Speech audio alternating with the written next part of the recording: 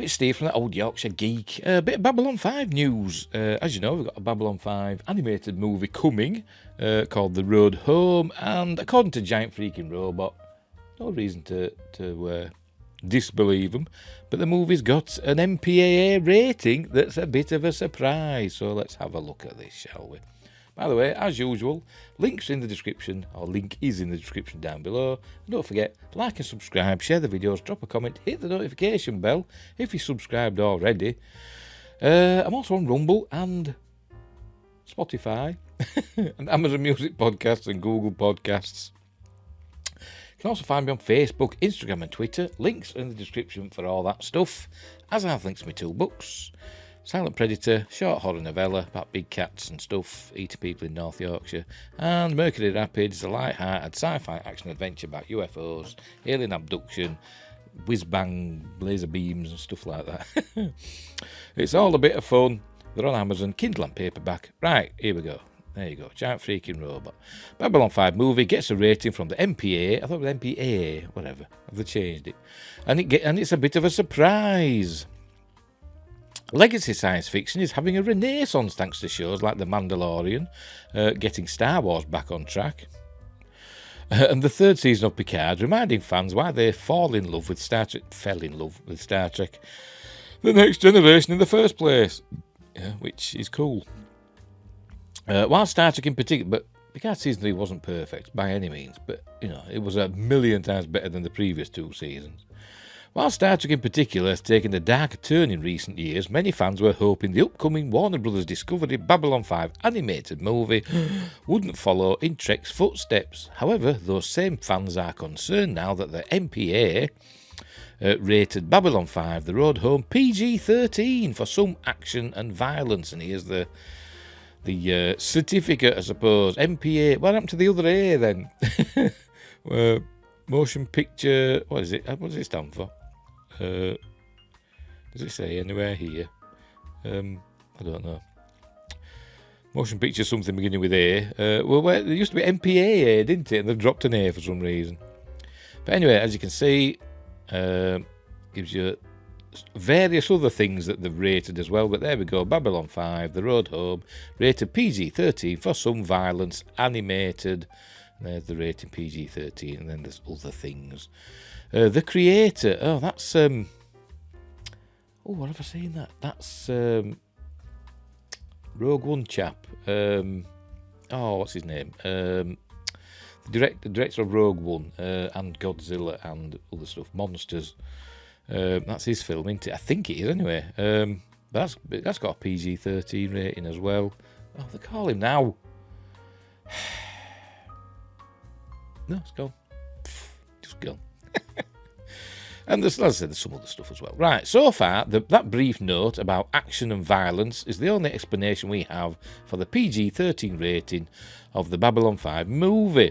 At the very least, we know that the film is not going to embrace the trend of modern animated fare, such as Harley Quinn, the irreverent cartoon series in which the characters are both casually vulgar and hilariously violent. Which reminds me, I've only seen season 1 of that, and I really liked it, and I think there's 2 more seasons, isn't there? What was that? Computer made a noise. It's possible that we should simply take... sorry, my computer's doing daft things.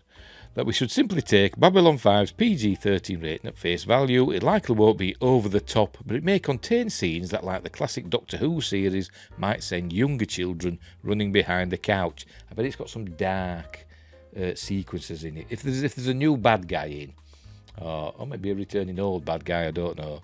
I bet it's a bit darker and more creepy and scary, maybe. But we will see. We have no reason to doubt the MPA's rating of the Babylon 5 movie, but it's difficult for veteran sci-fi fans to see that PG-13 rating and not think about the silly ratings that Star Trek used to get on Netflix.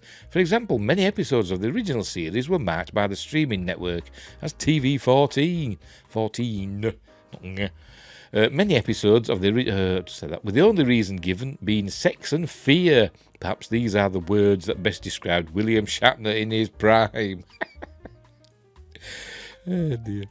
And more confusingly, a Reddit user once posted an image of a Deep Space Nine episode rated only TV PG, despite allegedly having violence, sex, nudity, fear, substances, languages, and gore. Does that mean that it said that on the little caption above? It could have done. But that's just a mislabeling, isn't it? Because Deep Space Nine won't have had nudity in or gore. Anyway, love them or hate them, the MPA was likely more realistic in its assessment of the Babylon 5 movie than Netflix ever was with its Star Trek shows, which now mostly stream exclusively on Paramount Plus, but not in the UK. You can still get. That moved a bit. Hang on, there we go. I think my camera's a bit wobbly. Star Trek, classic Star Trek is still on Netflix in the UK, and for the foreseeable future, apparently. And every time I go, I'm expecting to see a little note saying it soon will be leaving Netflix. It's going to happen, but they've said not for the foreseeable future, so they must have a contract, a license or whatever for a few years, maybe.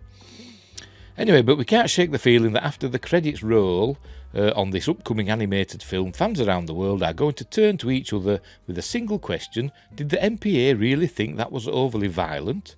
Then again, considering that the script takes a page out of Marvel's book to show us John Sheridan visiting alternate realities, maybe he ends up visiting a reality violent enough to really earn that PG-13. I mean, it could show.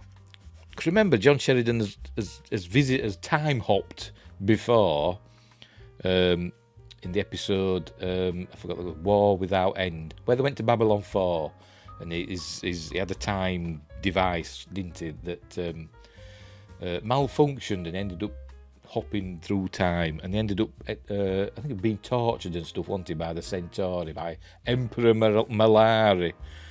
So there could be things like that, maybe.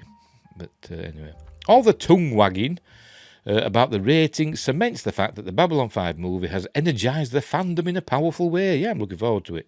After previous failed attempts to return to one of the greatest science fiction universes ever made, it's a bit of a push, but it is good.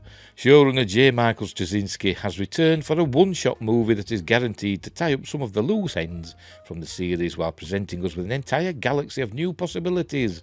And considering that a completely separate series reboot is still allegedly in the works, Straczynski might be fans' last best hope for victory. Get it?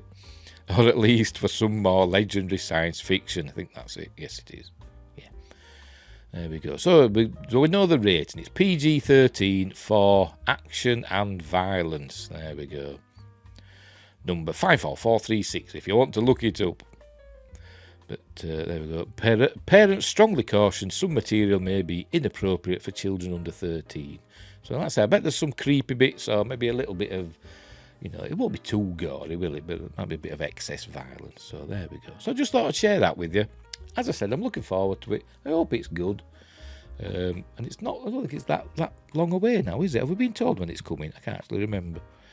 But summer, it just said summer, didn't it? So it could be any time now. So we'll see. Looking forward to it. And hopefully it's gory and swearing and it won't be. Right, we will leave it there. So, thanks for watching. Wherever you are, look after each other. And until next time, I'll see thee.